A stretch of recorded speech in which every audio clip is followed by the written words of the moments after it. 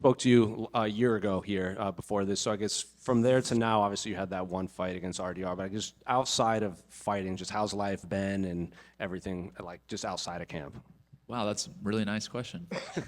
Thank you. Um, it's been good, you know. I have a 2-year-old boy and another 3-month-old, so added one to the family, and it's been great. It's been amazing.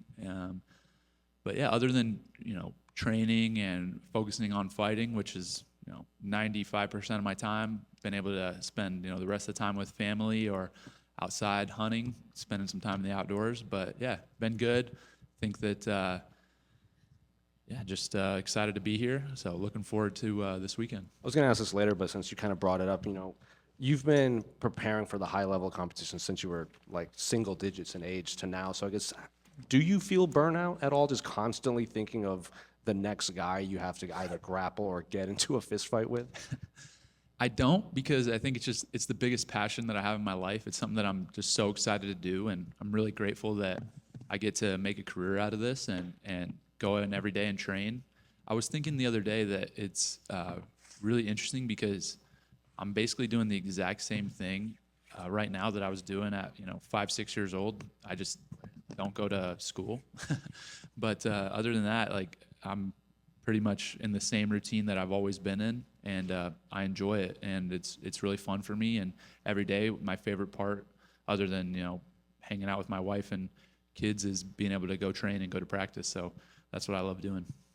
Your life since your loss to RDR, we've heard from a ton of fighters when they suffer their first setback in the UFC, they have that phrase like you don't know who your friends are till you're down. Did you have an experience like that, or did you kind of keep a close knit circle that you didn't really go through that? I did have an experience like that, but it was, I think, different from what most people had, because I kind of had heard those same stories, right? And you expect that going in, but I actually got like way more love and support after my last loss than I did even my wins previous. It was something that I was surprised with. I figured that everybody would kind of jump ship and you know not and just let me be. But the amount of support and love that I had, I'd probably 50% more text messages and people saying things like just keep your head up and you'll be back and stuff like that. There was more people texting me than the people that texted me after I had one fight. So that was something I was really grateful for, and I really just appreciative of. In terms of the fallback in camp, did you have to change, or did you consciously decide to change anything in preparations coming off a loss? I think that for me, it felt like a lot of changes because I really just changed a lot of stuff mentally and had a different level of like focus and intensity and motivation with my training. I think that the loss has been something that's been really good for me and something that I'm grateful for. And the hard part is just now it's felt like a long time, and I've been waiting and just working and grinding, and excited to get back in there this weekend. Were you hoping to get back in there sooner?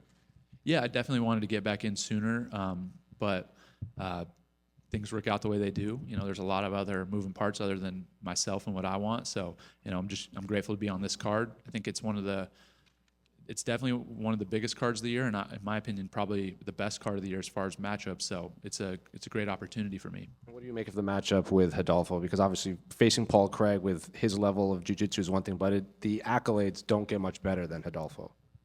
Of course, Rodolfo is world class, not only in one sport but in two sports, which is impressive. And so it's something that you got to respect the guy going in. And I think that for me, it's really a lesson that I learned from my last fight, is just to focus more on myself than my opponent, and just work on continuing to round out and perfect my skills and the fundamentals of fighting. So I think got respect for Rodolfo, and he's able to accomplish a lot. But this camp and all the training leading up has been focused on me. And he was in here, and I know a lot of middleweights, when you lost, they kind of tried to pick at you, but he was, very kind of gracious about it. He's like, I went through that, and I think Bo actually did well against Paul Craig. I remember you weren't exactly high on your own, so I guess, what do you make of like that? He seems like very respectful compared to past opponents. Yeah, I think he's a really nice guy. Obviously, he's a true student of the sport. He's a guy that's competed in combat sports for a long time, and so I think respect is something that's really important, and it's more emphasized in jiu-jitsu and wrestling and grappling sports over MMA. So yeah, that's a really nice thing to say. And then just last one for me is, I guess, win or lose the plan, still White House, I would imagine, you'd have to be on that, right? I would love to be on that card. I think right now, obviously, the most my focus is on this weekend and getting it done this weekend. But really after that, yeah, prepping for the White House card, potentially one fight in between then. But I got to get through this weekend first. Well, right here. Obviously, when you win, you're the man. When you lose, when you've lost in wrestling before, you understand that critics come out. They come after you. One criticism I've been hearing a lot is people saying that they don't think you're totally sold on MMA. They say you got all these other things going on, that you're podcasting, that you're in Pennsylvania when you should be down in Florida more, that you just wrestled in RAF, that you're with the national team guys. What's your response to that?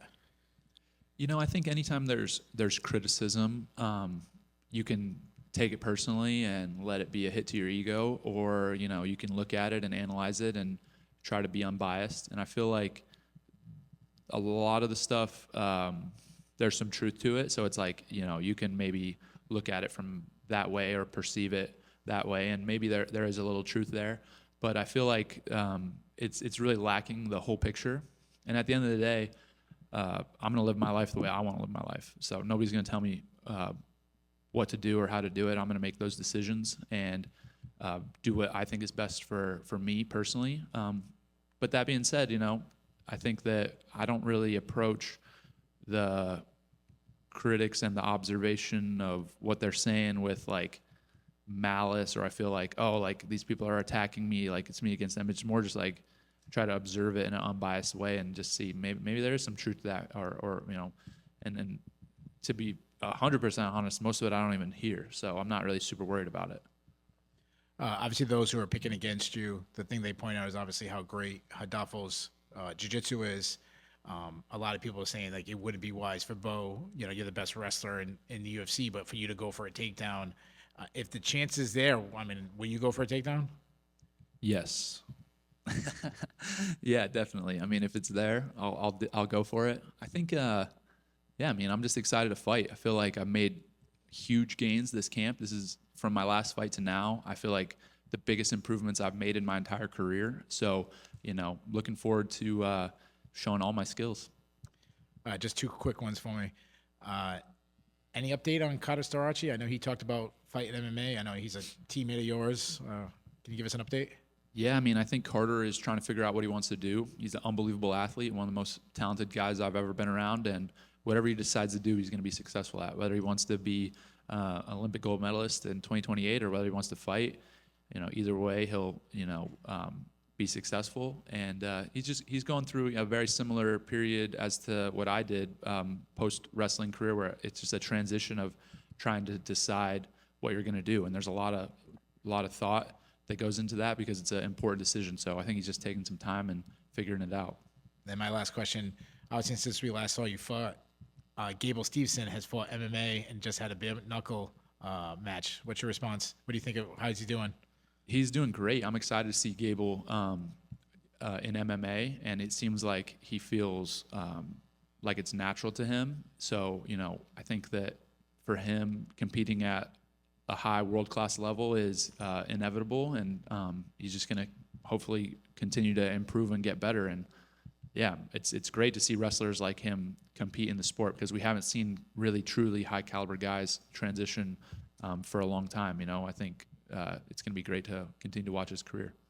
Good luck to you. Bo, over here on your left. I'm a fellow State College resident. I've bumped into you in coffee shops and whatever else. I know a lot of the guys that you train with. I know of how successful your gym has been, of people flying in from around the country to train with you and living around the State College area. Do you feel any extra weight to right the ship on your career because of how many people depend on the success of your career for their own training and their own careers? Maybe now after you brought it up. I don't really think about it. It's not something to me that is really super weighty in my motivation. My motivation for doing what I do is 100% internal. It's because I want to do it. It's because I love it, and I'm enthusiastic and passionate and excited to do it every day.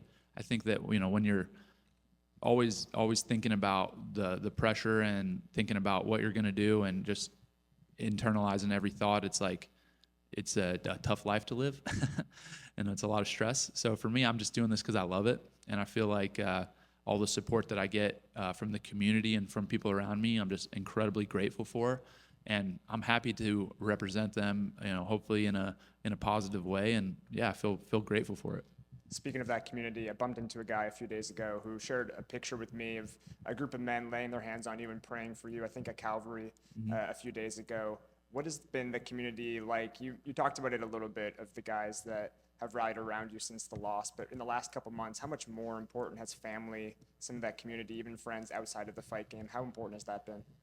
Absolutely massive. Yeah, I was, you know, at church on Sunday, and a group of men, including my pastor, asked if they could pray with me for, you know, this week in the fight, and it was really just prayers for me to be able to have an opportunity to share Jesus with everyone and compete to the best of my ability. It's nothing to do with winning and losing, and because of that, I know like the support that I have in my community and from my family, my loved ones, it really is deeper than, you know, based on like my performances. Of course I want to perform my best. Of course I train hard and want to do well, but it's really just I know for a fact they love me for me, and I love them for them, and it doesn't matter like the results of what's going on around, and that's special. You know, that's something that I'm grateful for, and I would hope that everybody could feel that and feel that love and support, and really regardless of like, you know, whether they're successful in their endeavors or not.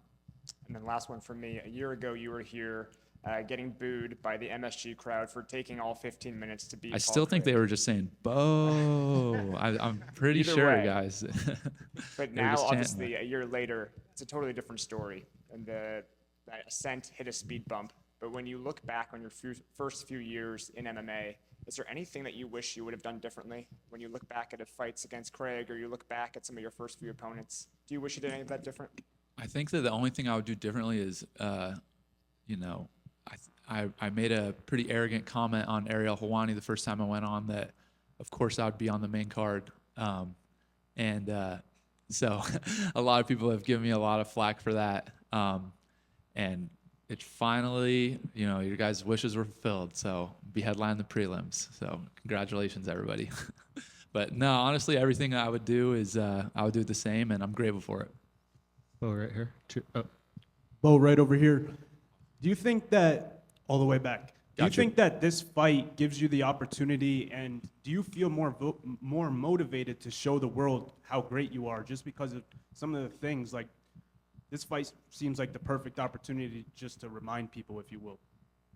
Yeah, I'm not super worried about what other people think of me. I think this is an opportunity for me to prove to myself what I'm about. And really the platform that I'm given is such a blessing, and I feel grateful to have that, to try to share you know, a positive message, a message that promotes faith, it promotes family and the things that are important in life. So, you know, for me, as far as like what people think of me, it doesn't really matter. It's not really super important. But what is important is that I compete to the best of my ability as hard as I can, have my effort at 100%. And, you know, I just feel like right now the platform that I'm given, it's just to promote, you know, how important my faith is to me, how important, you know, my family and friends are to me in those relationships. And really those are the most important things in my life. So, you know, outside of that, fighting is super important, but it's just something that I do and that I get to pursue, and I love it. But yeah, that's all I would say. Oh, just one more. I know you're kind of in the podcast game, some analyst stuff. Can you give us your breakdown and prediction of the main event between Jack Della Maddalena and Islam Makhachev? Yeah, it'd be a great fight. You know, these guys are super high level. I think JDM is probably the most underrated fighter on the roster. He's incredibly talented. Islam's, you know, a proven entity in the sport, a guy that's beat so many high level fighters, and not only beat but had finishes against really, you know, amazing competition. So as a fan of the sport, I'm super pumped. As far as analyzing it and what's going on, you know, of course, it's a little obvious. You know, you got a grappler versus striker. It's really just about whether or not who can impose their will on the fight, right? Is Islam going to be able to control it and get things on the ground and hold JDM down, or will JDM be able to keep it on the feet and outstrike him? We'll see. I think that both guys are some of the, you know, a couple of the best guys in the world, so it'll be fun. Unique to MMA that you can say a champion on an 18-fight winning streak is the most underrated guy in the sport? I think probably, you know, it's a pretty wild situation. Jack's a guy that I actually watch him a lot. I've watched him for a long time, like before people really even knew who he was, and I was like, wow, this guy's striking it doesn't look fast, it doesn't look flashy, but it's just like smooth and clean, and yeah, I mean, he's world class, and yeah, 18-fight win streak is pretty insane, you know. So that's gonna be an awesome fight.